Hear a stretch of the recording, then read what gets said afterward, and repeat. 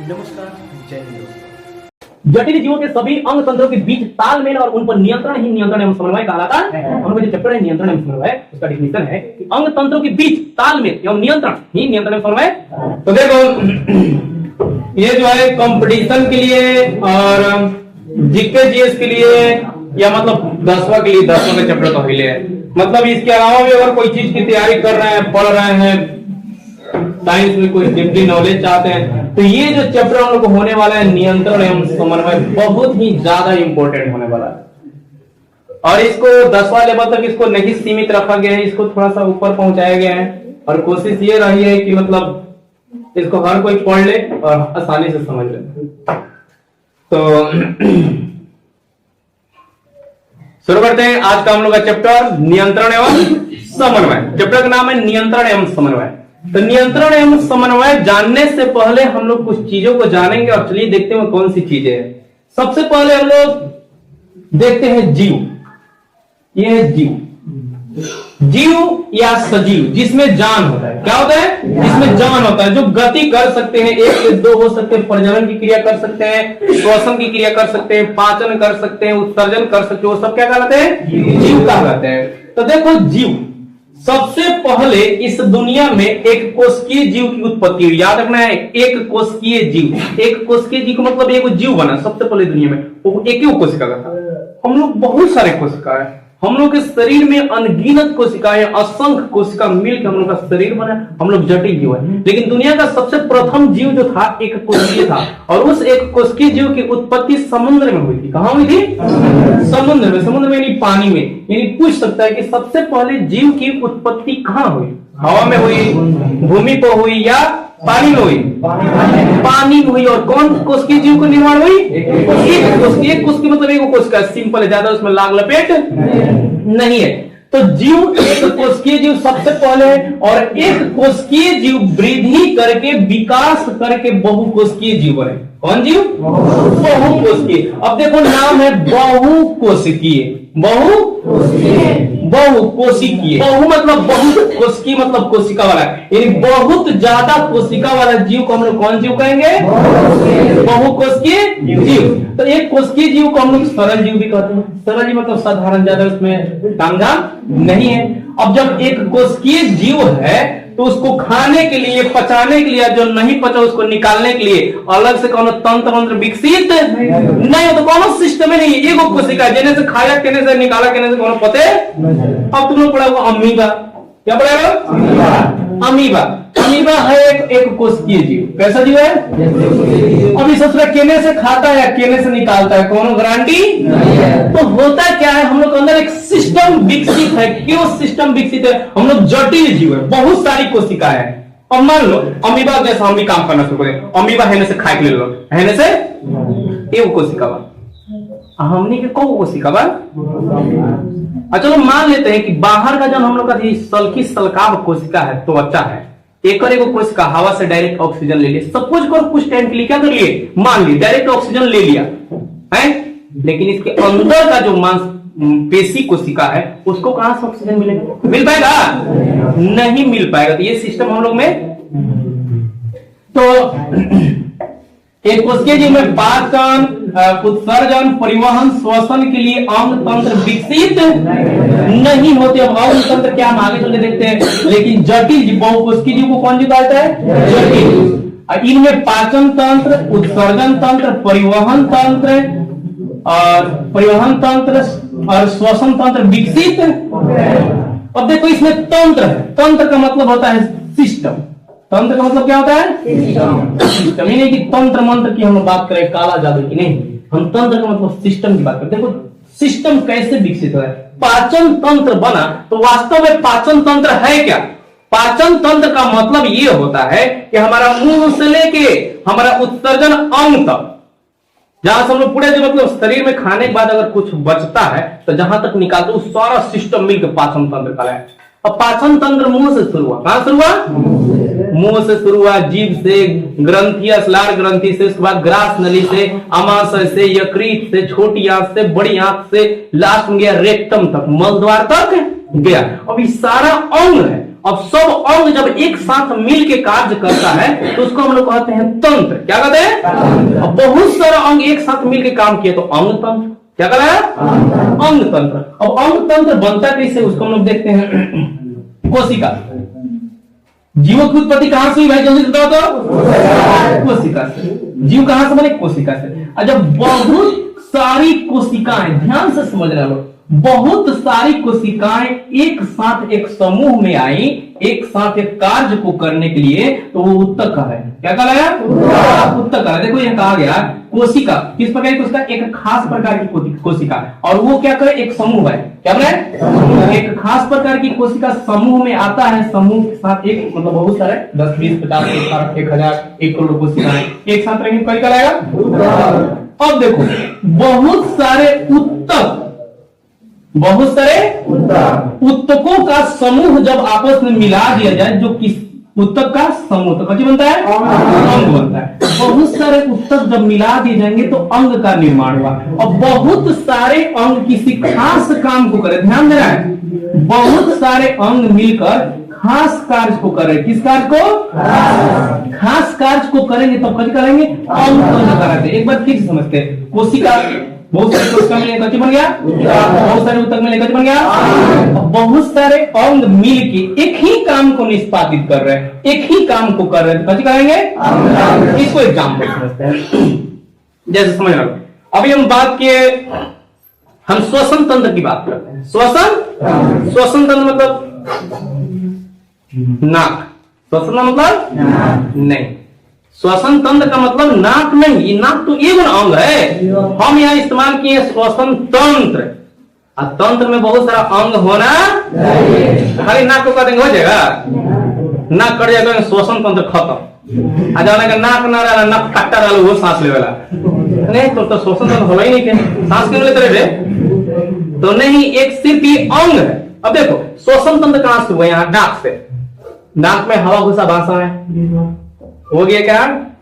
Trachea में श्वास लेने में गया, उसके बाद फेफड़े हैं, उसके बाद ब्लड है, उसके बाद बहुत सारी नस है, सब लेके जा रहा है, लेके इन सारी चीजों को मिलाने के बाद किसका निर्माण होता है? श्वसन तंत्र का निर्माण होता है। ठीक है, आगे बढ़ते हैं। जटिल जीवों में अलग अलग कार्यों के करने के लिए अलग अलग अंग तंत्र विकसित होती है। हम लोग देख लिए ना, किसमें? जटिल, सरल जीव में नहीं होता है। जटिल जीवों में अलग अलग कार्यों को करने के लिए अलग अलग अंग तंत्र क्या होते हैं? विकसित होते हैं। जैसे पाचन हम लोग के अंदर है। 1 नंबर में कौन? 2 नंबर में कौन? श्वसन तंत्र। 3 नंबर परिवहन तंत्र है। 4 नंबर में उत्सर्जन तंत्र है। ठीक है, देखते हैं हम लोग अंदर और भी बहुत सारे तंत्र हैं जिसके बाद में हम लोग आगे चर्चा करने वाले हैं। पाचन तंत्र, श्वसन तंत्र, परिवहन तंत्र, उत्सर्जन तंत्र। अब इसमें देखो पाचन तंत्र में खाली पेटे है क्या हमारा? पाचन तंत्र में केवल हम कह देंगे पाचन तंत्र में हमारा पेट है, काम खत्म। मुंह कहां गया? ग्रासली कहां गया? अमाशय कहां गया? यकृत कहां गया? छोटी आंत कहां गया? बड़ी आंत कहां गया? रेक्टम कहां गया? मलाशय कहां गया? बहुत सारे अंग हैं, सारे मिल के क्या करते हैं? तंत्र का निर्माण। चलो आगे बढ़ते हैं। सरल एक कोशिकीय जीवों की संरचना जटिल नहीं होती। अब नामे है सरल, नामे का जी, तो सरल एक कोशिकीय जीवों की संरचना जटिल नहीं होती है, उनमें अधिक कोशिका नहीं होता है। ध्यान से समझना है, उनमें अधिक कोशिका नहीं होते हैं, इसलिए उनमें कोई अंग तंत्र नहीं विकसित होता। तो सरल एक कोशिकीय जीवों की संरचना जटिल नहीं होती है, उनमें अधिक कोशिका नहीं होते हैं, इसलिए उनमें कोई अंग तंत्र विकसित नहीं। यानी अंग तंत्र इतना हम लोग जान गए कि विकसित किस में होता है? तो जटिल जीवों में होता है। किस में होता है? जटिल जीवों में। अब देखो हम लोग का टॉपिक ये नहीं है कि जीव क्या है, कोशिकीय जीव क्या है, अंग तंत्र क्या है, डिस्कटी हमारा कुछ भी हमारा टॉपिक नहीं है। लेकिन याद रखना है, इसको जाने बिना हम लोग नियंत्रण एवं समन्वय नहीं पढ़ सकते हैं। खत्म, टाटा। तो इसलिए ये समझ लो कब है एबीसी है। आगे बढ़ते हैं। अब देखो नियंत्रण एवं समन्वय क्या है? सबसे इंपोर्टेंट टॉपिक नियंत्रण एवं समन्वय आखिर में है क्या, और इसको समझते हैं हम लोग। जटिल जीवों के सभी अंग तंत्रों के बीच तालमेल एवं उन पर नियंत्रण ही नियंत्रण एवं समन्वय कहलाता है। एक बार फिर से रिपीट करते हैं, ध्यान से सुनिएगा लोग। जटिल जीवों के सभी अंग तंत्रों के बीच तालमेल एवं उन पर नियंत्रण ही नियंत्रण एवं समन्वय कहलाता है। अब इसको देखो, हमारे शरीर में, जैसे हम अपने पे एग्जाम्पल लेते हैं, हमारे शरीर के अंदर, ध्यान से करेंगे, लंबी से सांस है, हमारे शरीर के अंदर है पाचन तंत्र। चलो कौन कौन तंत्र है? पाचन तंत्र है, ठीक है, श्वसन तंत्र है, परिवहन तंत्र है, उत्सर्जन तंत्र है। 4 गो तंत्र की अभी हम व्याख्या कर रहे हैं। 4 गो तंत्र हमारे शरीर के अंदर क्या कर रहा है? कार्यरत है। 4 गो तंत्र यानी 4 गो सदस्य, एक घर। समझो कि एक घर में 4 गो आदमी है, या समझो कि 4 गो पतो है। बढ़िया है। एक घर में कितना पतो? 4 गो पतो है। 4 गो पतो 4 जगह से आएगा लो, आएगा लो कि नहीं आएगा लो? 4 गो पतो 4 जगह से आएगा लो। 4 प्रकार की बुद्धि रहेगी। घर को 4 दिन के अंदर में चांदनी चौक को पहुंचा देगा लो। घर को सिर्फ 4 दिन के अंदर में बर्बाद करने के लिए क्या है? काफी। जब तक ओकनी के ऊपर एक सांप कैंची पकड़ने वाली एकदम खुर्राट सांस नहीं होगी, नियंत्रण उन सब पर। और कौन नहीं होन में, कौन नहीं हेन में, कौन कोई खिचड़ी बनी, कौन कोई नाज लेग पीस बनी, कौन कोई मुर्गा बनी, कौन कोई खीर बनी, नियंत्रण में समन्वय है? तालमेल उन सबके बीच है? नहीं है। 4 गो बहू है, उत्तम घर से, बहुत बढ़िया घर से, बढ़िया पढ़ी लिखे, लेकिन जब तक उनके नाक में नकेल नहीं कसा जाएगा, ठीक से काम नहीं होगा। तो सिंपल समझ लो कि यही है पाचन तंत्र, श्वसन तंत्र, परिवहन तंत्र, उत्सर्जन तंत्र। 4 गो बहु है, और इस सब पे नियंत्रण किसी का होना तो अभी हमारा शरीर काम ठीक से करेगा, नहीं तो। अब चलो देखो, मान लो कि हमको खाना खाना है, क्या करना है? खाना खाना है। तो खाना खा रहे हैं तो हमारा इसमें हाथ सम्मिलित है, क्या करें? हमारा हाथ ऐसे कर लेते हैं थोड़ा सा, इसमें हमारा हाथ, हमको खाना खाना है, खाना यहाँ पर समझ समझ समझ करो, ये खाना है, हम खाना खा रहे हैं। अब जब हम खाना खा रहे हैं तो पाचन तंत्र यहां से शुरू हो रहा है, मुंह से हमारा पाचन तंत्र क्या होता है, और हाथ हमारा पाचन तंत्र नहीं है, ध्यान देना है। हाथ हमारा पाचन तंत्र नहीं है, लेकिन मुंह हमारा पाचन तंत्र है। अब जैसे ही हम लोग कवर उठा के यहां तक जाते हैं, ऑटोमेटिक हमारा मुंह क्या होता है, इसको नहीं खाएंगे, ऑटोमेटिक हमारा मुंह क्या होता है, क्यों खुलता है भाई? कोई तो है कि पाचन तंत्र को भी ऑर्डर देके मुंह खुल खाना होता, दोस्तों को खाना लेके आओ, तो खोलना तो आंख में घुस जाए, खोलेगा ना। तो ये पाचन तंत्र नहीं है, पाचन तंत्र का मुंह है, खाली काम है खाना को गटाक से पेट में ले जाना, मुंह कोई और खोलवाया, हाथवा को यहाँ कोई और पहुंचाया। तो इस सब में क्या कर रहा है, तालमेल बैठा रहा है, कोई है जो इस सब के बीच में क्या कर रहा है, तालमेल बैठा। अब चलो देखो, हम लोग क्या करते हैं कि जैसे मान लो हम पढ़ना है, हमको कुछ पढ़ना है, हम क्या करते हैं, इसे पढ़ना चालू कर रहे हैं, हम पढ़ रहे हैं, क्या करें, कुछ पढ़ रहे हैं, इस पे कुछ लिखा हुआ है, इस पे कुछ लिखा, आराम से पढ़ रहे हैं, टहल रहे हैं। अब देखो, एक जगह हमारा आंख क्या कर रहा है, पढ़ रहा है, हमारा पैर क्या हो रहा है, चल रहा है, हमारा आंख पढ़ रहा है, पैर क्या हो रहा है, इसी समय हाथ भी हमारा काम कर रहा है, हाथ पेपर को क्या हुआ है, दिमाग भी काम कर रहा है, हमारी आंखें भी काम कर रही है, पैर भी काम कर रहा है। अगर सोचो कि सबका तालमेल बिगाड़ दें, सबका तालमेल क्या कर दें, बिगाड़ दें, कौन किसी का बात नहीं माना है, तो पता चलेगा कि पेपर यहां पकड़े हैं, तालमेल नहीं रहेगा, बिल्कुल भी तालमेल, शरीर के अंग बेहाल हो जाएंगे। तो नियंत्रण एवं समन्वय कहता है कि सभी अंगों पर नियंत्रण रखता है, कंट्रोल रखता है, और उनके बीच में तालमेल। एक समझो कि नियंत्रण एवं समन्वय एक सास है जो 4-5 बहुओं के बीच में तालमेल बैठा के रखती है, और उन पे नियंत्रण नकेल भी कस के, बस यही है नियंत्रण एवं। तो जटिल जीवों के सभी अंग तंत्रों के बीच तालमेल और उन पर नियंत्रण ही नियंत्रण एवं समन्वय। अब नियंत्रण एवं समन्वय क्या हम लोग देख लीजिए, तालमेल बैठाएगा, पाचन तंत्र का संबंध किससे बनाएगा, श्वसन तंत्र का तालमेल किससे बनाएगा, परिवहन तंत्र को किससे जोड़ेगा, जटिल जीवों में नियंत्रण एवं समन्वय 2 तरीका से होता है। अब जो जितनी भी सारी चीजें बताए हैं, ये कितने तरीकों से हो सकता है, 2 तरीकों से जटिल जीवों में नियंत्रण एवं समन्वय 2 तरीकों से होता है। पहला तरीका है रासायनिक तरीका। कौन तरीका, या रासायनिक नियंत्रण। रासायनिक नियंत्रण जो हार्मोनों के द्वारा होता है, किसके द्वारा होता है, हार्मोन के द्वारा, हार्मोन क्या हम लोग देखते हैं। दूसरा है तंत्रिका तंत्र या तंत्रिकीय तंत्र या तंत्रिकीय नियंत्रण। तंत्रिका तंत्र यानी दिमाग। हम लोग का शरीर जो है, हम लोग का शरीर पर नियंत्रण 2 प्रकार से होता है। कितने प्रकार से, एक हम लोग के शरीर के अंदर ग्रंथि होता है, हार्मोन ग्रंथि, जब समय समय पर ग्रंथि में से हार्मोन निकलता है, हम लोग के शरीर को कंट्रोल करता है, और साथ ही खोपड़िया भी है। तो दो तरीके से हम लोग का शरीर का नियंत्रण हो रहा है, एक रासायनिक नियंत्रण और एक तंत्रिकीय नियंत्रण। अब देख दिमाग खाली कथी करता है, दिमाग करेगा कि भाई हमको वहां तक जाना है, वहां से आना है, गर्मी है, ठंडा है, भूख लगा है, प्यास लगा है, कोई हमको चींटी काट लिया, इस सब को नियंत्रित करेगा। दिमाग जो है ये नहीं नियंत्रित करेगा कि आप कितना बढ़िएगा, ये नियंत्रण दिमाग ये नहीं नियंत्रित करेगा आप कितना फूल जाइएगा, ऐसा करके सब चलता है। दिमाग ये नहीं नियंत्रित करेगा आप ठीक ना रह जाइए, इसे कैमरा में भी कोई नहीं दिखेगा, छोटे छोटे बच्चे, पता है ना। दिमाग ये नियंत्रण नहीं करता, इसका नियंत्रण करता है हार्मोन। कौन करता है? तुम लोग सुना होगा ब्रीदिंग हार्मोन, किसी किसी का ऐसा सतर हो जाता है, ऐसे छपट फाड़ के निकलने वाला, तो सब ब्रीदिंग हार्मोन का कमाल है। किसका कमाल? ज्यादा हार्मोन निकल गया, बस शरीर का कंट्रोल थोड़ा सा अनकंट्रोल हो गया, शरीर का कंट्रोल थोड़ा सा अनकंट्रोल हो गया।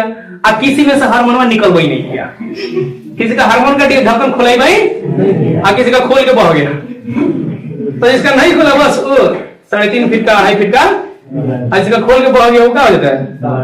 तो दोनों तरीके से नियंत्रण होता है। नियंत्रण में कभी कभी लापरवाही हो जाता है, गलती भी, तो गलती का नतीजा कितना फूल हेते चुका चाहे होते चुका कुछ दिख जाते कि नहीं।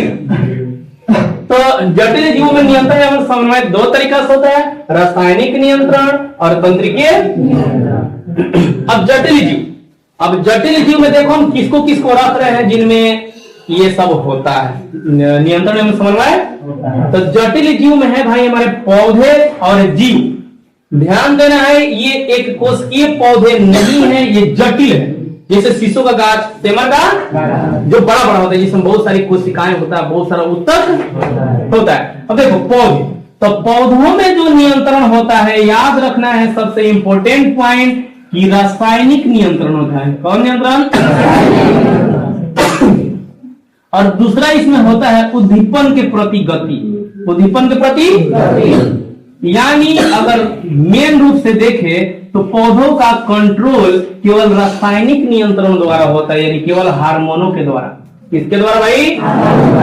पेड़ पौधे के पास दिमाग उमाग नहीं होता है, उसका न्यूरॉन उसमें अगर नियंत्रण होना है, उसका समन्वय करना है, तो कौन करेगा? सिर्फ हार्मोन करेगा। दिमाग का, पेड़ का दिमाग होता है तो तुम लोग रोज पेड़ पर चढ़ के उसका दिमाग खोल रहा होता है, तो हमारा दिमाग नहीं है, इसका कैसे हो गया? खा जाएगा पड़ के। तो पेड़ के पास कोई दिमाग नहीं होता, उसमें जितना भी नियंत्रण है समन्वय होगा, किसकी वजह से होगा? हार्मोन की वजह से। कुछ गति है उद्दीपन गति, और उद्दीपन गति क्या हम लोग आगे चल के देखते हैं। जीवों में जैसे हम लोग हैं जटिल जीव, जितने भी प्रकार के जटिल जीव हैं जिनमें बहुत सारी कोशिकाएं हैं, जैसे हाथी, घोड़े, बंदर, इंसान, गिलहरी, बंदर और भी बहुत सारे मछली, तो सब जटिल जीव है। तो जटिल जीवों में दोनों सिस्टम विकसित होता है। कहा जाता है इंसान जो है अब तक का दुनिया का सबसे विकसित प्राणी है। तो विकसित प्राणी क्यों है भाई? कुछ ना कुछ अलग होने चाहिए ना, पेड़ पौधे से कुछ अलग होना चाहिए, चिंपांजी से कुछ अलग होना चाहिए, बंदर से कुछ अलग होना चाहिए, तब ना विकसित हुए हम लोग। Updated version. जीवों में रासायनिक नियंत्रण भी होता है, यानी हार्मोनों द्वारा भी नियंत्रण होता है, और तंत्रिकीय नियंत्रण यानी दिमाग द्वारा भी नियंत्रण। रासायनिक नियंत्रण और तंत्रिकीय नियंत्रण जीवों में, हम लोग के शरीर में, सिंपली मान लो इंसान के शरीर में रासायनिक नियंत्रण और तंत्रिकीय नियंत्रण दोनों होता है, यानी हार्मोन के द्वारा भी और दिमाग के द्वारा भी। क्लियर? अब चलो देखो हार्मोन, इसमें एक शब्द है हार्मोन। हार्मोन क्या है? एक रासायनिक पदार्थ है। हार्मोन क्या है? एक रासायनिक पदार्थ है जिसकी एक छोटी मात्रा भी बड़ा से बड़ा बदलाव कर सकती है। छोटी सी मात्रा, इतना सा निकलेगा। दवाई है, समझो ये क्या है? दवाई है। और दवाई खा लेते हैं तो बहुत बड़ा परिवर्तन कर देता है कि नहीं कर देता है? छोटा सा मात्रा होता है। हम लोग बहुत सारे हार्मोन वाले दवाई भी खाते हैं, आगे तो बताएंगे। तो एक रासायनिक पदार्थ है जिसकी एक छोटी मात्रा भी बड़ा से बड़ा बदलाव कर सकती है। अब देखो पौधों में नियंत्रण एवं समन्वय पढ़ना है, हम लोग को जीवों में भी नियंत्रण एवं समन्वय पढ़ना है, और पौधों में भी नियंत्रण एवं समन्वय पढ़ना है। तो पहला हम लोग का टॉपिक होगा पौधों में नियंत्रण एवं control and coordination in plant. नियंत्रण एवं समन्वय का इंग्लिश में कहते हैं कंट्रोल एंड कोऑर्डिनेशन। कोऑर्डिनेशन का मतलब ठीक से जोड़े, संबंध बनाए, तालमेल बनाए, इसको कहते हैं कोऑर्डिनेशन। तो हम लोग पढ़ते हैं पौधों में नियंत्रण एवं समन्वय। चलिए देखते हैं। तो पौधों में नियंत्रण एवं समन्वय पढ़ने से पहले हम लोग देखेंगे पौधे भी गति करते हैं। पौधे भी क्या करते हैं? गति करते हैं। तुम लोग हाँ गति करते हैं। अब हम लोग के जैसा भाई वो चल के कहीं नहीं जाते हैं, ऐसा ऐसे आ गया, तो वैसा गति नहीं कि चलता है। गति देखो किस प्रकार की होती है, वृद्धि प्रेरित गति। पौधे क्या होते हैं? बढ़ते हैं। क्या होते हैं? तो वृद्धि प्रेरित गति वो आंतरिक गति पौधों के अंदर होता है। एक हम लोग बिया बो देते हैं, एक बीज को हम लोग रोप देते हैं, कुछ दिनों बाद वो बीज जो होता है मिट्टी को ढकेल के ऐसे निकलता है, निकलता है कि नहीं? बहुत बड़ा होते जाता है। तो वृद्धि प्रेरित गति है ये पौधों की एक स्वतः होने वाली गति है। दूसरा है उद्दीपन के प्रति गति। उद्दीपन के प्रति, अब उद्दीपन तुम लोग कहेगा उद्दीपन क्या है? उद्दीपन भी देखेंगे हम लोग क्या है, बाहरी क्रियाओं के प्रति अनुक्रिया। उद्दीपन क्या होता है? बाहरी क्रियाओं के प्रति अनुक्रिया। ध्यान देना है, पौधों में भी सेंस होता है, पौधे भी कुछ ऐसी गति करते हैं। पौधों पर दिमाग नहीं होता है, लेकिन बाहर वातावरण में क्या हो रहा है उसको ऑब्जर्व करते हैं, उसको मतलब महसूस कर सकते हैं। सबसे सिंपल तरीका छुई मुई का पौधा। छुई मुई का पौधा देखा है? छुई मुई, इसको कहते हैं डोंट टच मी। इस फूलवा का नाम है, हाँ ये फूल बड़ी खराब फूल है, डोंट टच मी। तो छुई मुई का पौधा है ना, उसको खाली छू दीजिए, जैसे ही छुइएगा वो मुरझा जाएगा।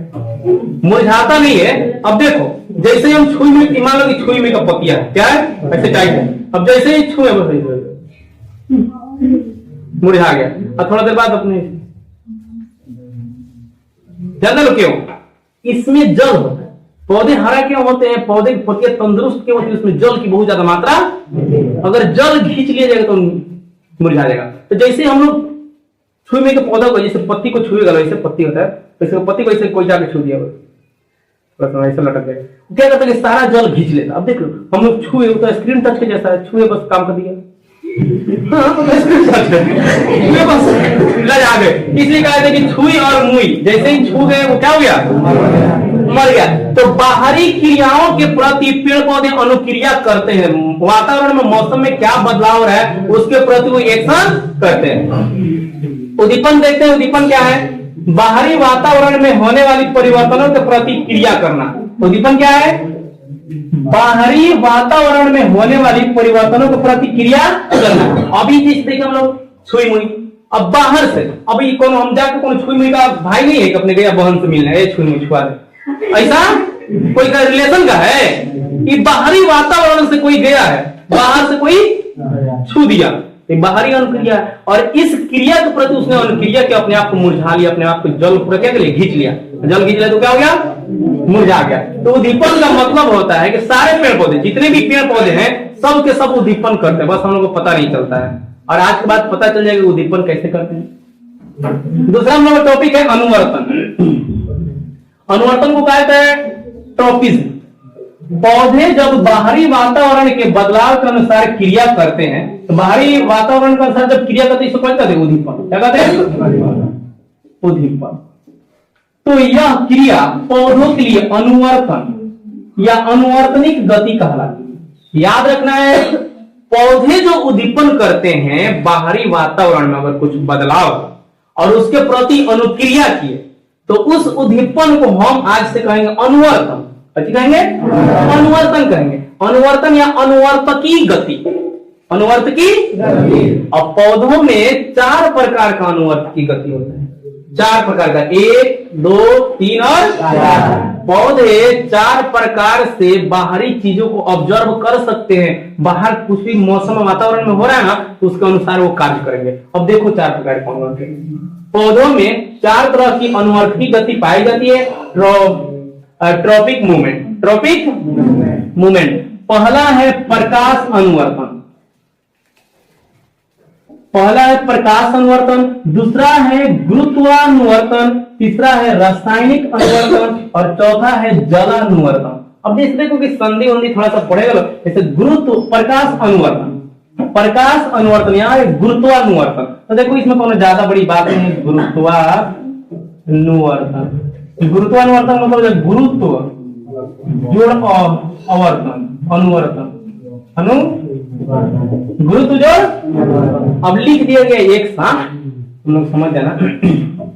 अब देख लो, पेड़ पौधे जो है प्रकाश के प्रति अनुक्रिया करते हैं। लाइट केने से आ रहा है, इसके ऊपर प्रकाश बहुत ज्यादा, सबसे ज्यादा अगर उद्दीपन प्रकाश किसी पेड़ पौधे किसी के प्रति करते हैं तो कहिए। अब प्रकाश केने से आएगा, पेड़ पौधा उसकी ओर क्या होता है, उगता है। यानी पेड़ पौधा का जो सिर होता है ना, वो किस दिशा में बढ़ता है, प्रकाश के दिशा में। तो प्रकाश अनुवर्तन क्या है, ध्यान समझना है। प्रकाश के दिशा में गति, किसके दिशा में गति, प्रकाश के दिशा में पौधे गति करते हैं। और ये किस भाग में होता है, पौधों के शीर्ष भाग में, उसको फूल भाग में मतलब मुड़िया पे होता है। कहां होता है, उसका जब शीर्ष होता है ना, तो फूली, हाँ मुड़ी, मुड़िए ना बढ़ता है भाई, पर जाड़वा थोड़ी बढ़ता है, जाड़वा बढ़ता है तो दूसरे दिशा में बढ़ता है। मुड़ी बढ़ रहा है तो मुड़ी किस दिशा में बढ़ेगा। सवाल पूछता है कि पौधे का शीर्ष भाग प्रकाश की दिशा में बढ़ता है, प्रकाश की ओर बढ़ता है। इस क्रिया को कौन, इस घटना को कौन, किस नाम से जानते हैं, तो प्रकाश अनुवर्तन के नाम से।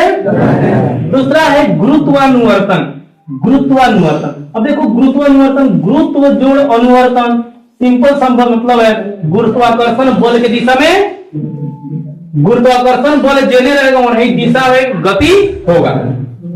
गुरुत्वाकर्षण बल की दिशा में गति, और उसका गति किसके होता है, जड़ का। जड़ जो होता है गुरुत्वाकर्षण की दिशा में गति करेगा, किसके दिशा में, गुरुत्वाकर्षण को। इसको मैं एक एग्जांपल देखते हैं। देखो यहाँ पे एक गमला लेना लो, और जो कुछ बताया जाए तो करना उसको घर पे।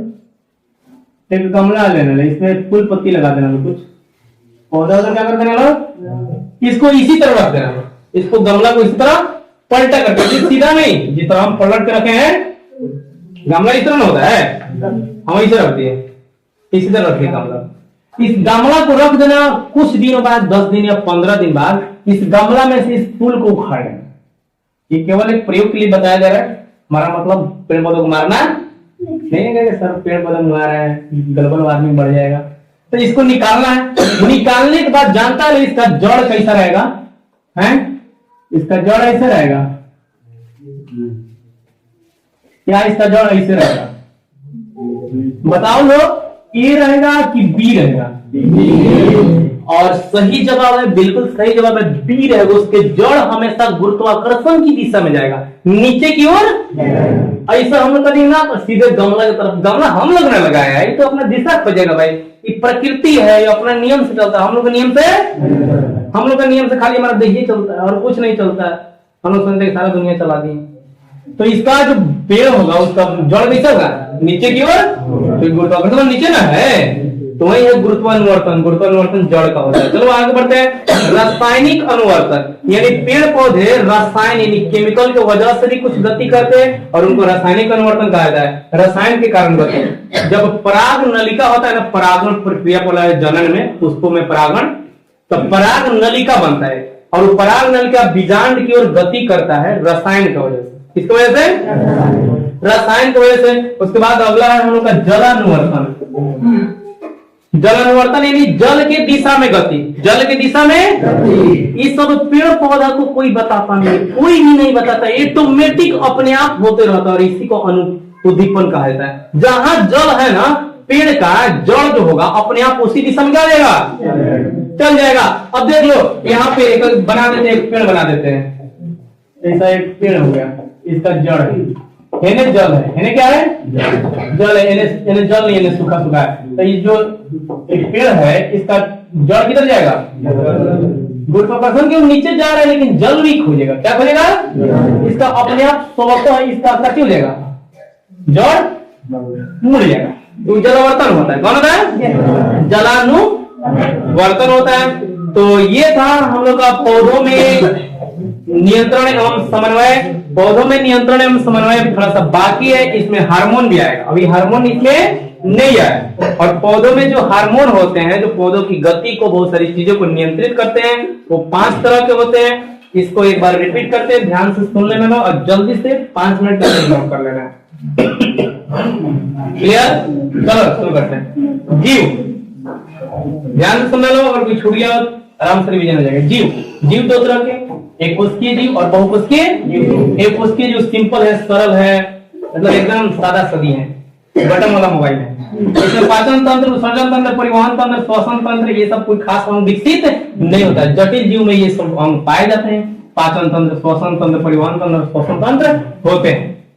कोशिका, बहुत सारे कोशिका मिलता है तो ऊतक मिलता है, बहुत सारा ऊतक मिलता है तो अंग बनता है, बहुत सारा अंग मिलता है तो अंग तंत्र। जटिल जीवों में अलग अलग कार्यों को करने के लिए अलग अलग अंग तंत्र विकसित होता है।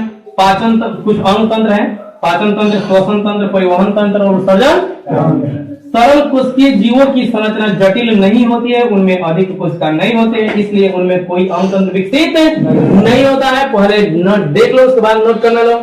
जटिल जीवों के सभी अंग तंत्रों के बीच तालमेल और उन पर नियंत्रण ही नियंत्रण एवं समन्वय कहलाता है। हम लोग जो चैप्टर है नियंत्रण एवं समन्वय, उसका डिफिनेशन है कि अंग तंत्रों के बीच तालमेल एवं नियंत्रण ही नियंत्रण एवं समन्वय। जैसे पाचन तंत्र का हम लोग संबंध किससे जोड़ दिए? श्वसन तंत्र का संबंध, परिवहन तंत्र का संबंध। जटिल जीवों में नियंत्रण एवं समन्वय दो तरीकों से होता है। पहला तरीका रासायनिक नियंत्रण, दूसरा तरीका तंत्रिकीय नियंत्रण या तंत्रिका तंत्र। रासायनिक नियंत्रण मतलब हार्मोन, तंत्रिका तंत्र का मतलब दिमाग। अब जटिल जीव कौन कौन है जिनमें नियंत्रण एवं समन्वय होता है? अब अमीबा में, क्लेमाइडोमोनास में, पैरामीशियम में, ये मत सोचना लोग नियंत्रण एवं समन्वय हो रहा है। एक कोशिकीय जीव है, खलिया गाड़ी के ड्राइवर है, जन्म करवाने जा रहा है, कौन दिक्कत? जटिल जीव में पौधे आ गए और जीव आ गए। जीव में बहुत सारे जीव हैं। पौधों में केवल रासायनिक नियंत्रण होता है हार्मोनों के द्वारा, और एक गति होता है उद्दीपन गति, जो अभी हम लोग समझे हैं। जीवों में रासायनिक नियंत्रण भी होता है और तंत्रिकीय नियंत्रण भी होता है। देखो हार्मोन एक रासायनिक पदार्थ है जिसकी एक छोटी मात्रा भी बड़ा से बड़ा बदलाव कर सकती है। पौधों में नियंत्रण एवं समन्वय आगे पढ़ते हैं हम लोग। पौधों में गति दो तरह की होती है, एक वृद्धि प्रेरित गति, जो वृक्ष का जैसे बढ़ना है, ये वृद्धि प्रेरित गति है। उद्दीपन के प्रति गति, तो उद्दीपन हम लोग समझ लिए क्या होता है? बाहरी वातावरण में होने वाले परिवर्तनों की प्रतिक्रिया करना। क्या है? जैसे लाइट के लिए सारा होना ही जाएंगे, पानी के लिए होना ही जाएंगे, गुरुत्वाकर्षण बल के लिए होना ही जाएंगे, कितने सारा साइन निकल रहे होने गति हमारा होगा। अनुवर्तन, पौधे जब बाहरी वातावरण के बदलाव के अनुसार क्रिया करते हैं तो यह क्रिया अनुवर्तन या अनुवर्तनिक गति कहलाती है। पौधों में 4 तरह के अनुवर्तनिक गति होते हैं: प्रकाश अनुवर्तन, गुरुत्वानुवर्तन, रासायनिक अनुवर्तन और जला। प्रकाश अनुवर्तन का मतलब होता है पौधे का जो शीर्ष भाग है प्रकाश की दिशा में बढ़ता है। गुरुत्वानुवर्तन का मतलब है कि पौधे का जड़ जो है गुरुत्वाकर्षण की दिशा में। रासायनिक अनुवर्तन का मतलब होता है कि रसायन के कारण इसमें गति होता है। जो पराग नलिका होता है, परागण के समय बीजांड की ओर गति करता है। जलानुवर्तन मतलब पेड़ पौधे का जो जड़ होता है अपने आप ऑटोमेटिक वो जल की दिशा में क्या करेगा? गति करेगा। तो इसको जल्दी से नोट कीजिए, आगे हम लोग बढ़ते हैं।